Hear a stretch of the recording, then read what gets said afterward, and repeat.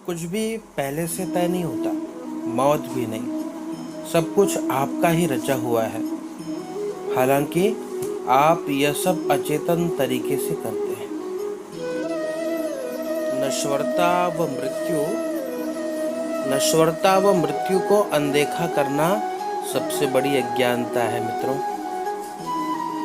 मृत्यु आएगी ही आएगी, और जो आत्मा है, जीवात्मा है, वो नश्वर है, और परमात्मा वो ईश्वर है। अगर आप अपनी नश्वरता के प्रति जागरूक हैं तो कोई भी बेवकूफ़ी करने के लिए समय नहीं होता। आपको मार्ग पर टिके रहना होता है। जिंदगी अपने हिसाब से जीनी चाहिए। औरों के कहने पर तो सर्कस में शेर भी नाचता है। नृपस्य चित्तम कृपणस्य वित्तम मनोरथः दुर्जन मानवानाम त्रिया चरित्रम पुरुषस्य भाग्यम दैवो न जानाति कुतो मनुष्यः। एक राजा की मानसिकता, एक कंजूस व्यक्ति की संपत्ति, दुष्ट व्यक्तियों की इच्छाएं और स्त्रियों के व्यवहार का पूर्वानुमान तथा किसी व्यक्ति के भाग्य में क्या लिखा है, इन बातों को विधाता भी नहीं जानता, तो भला एक साधारण मनुष्य कैसे जान सकता है। एक सार्थक सोच। मैं हर किसी के लिए अपने आप को अच्छा साबित नहीं कर सकता, लेकिन मैं अपने लिए बेहतरीन हूँ जो मुझे समझते हैं। इंसान खुद की नज़र में सही होना चाहिए, बाकी दुनिया तो भगवान से भी दुखी है। सब कुछ मिला है हमको, फिर भी सब्र नहीं है। बरसों की सोचते हैं तो पल की खबर नहीं है। फिर से एक बार, सब कुछ मिला है हमको, फिर भी सब्र नहीं है।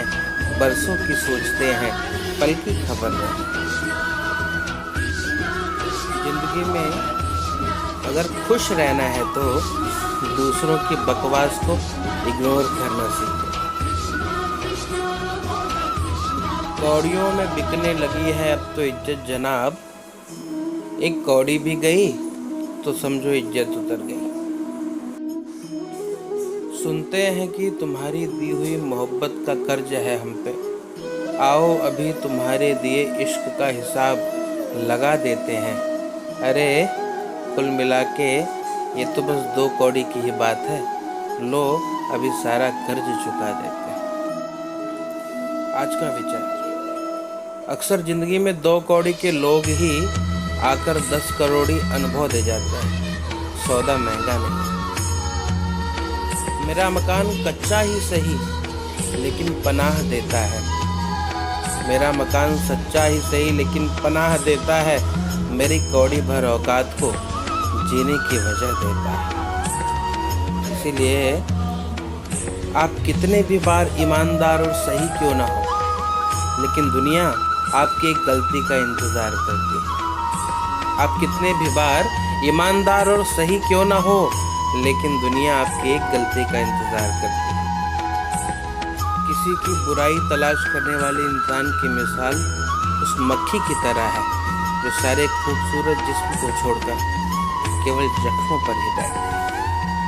किसी की बुराई तलाश करने वाले इंसान की मिसाल उस मक्खी की तरह है जो सारे खूबसूरत जिस्म को छोड़कर केवल जख्मों पर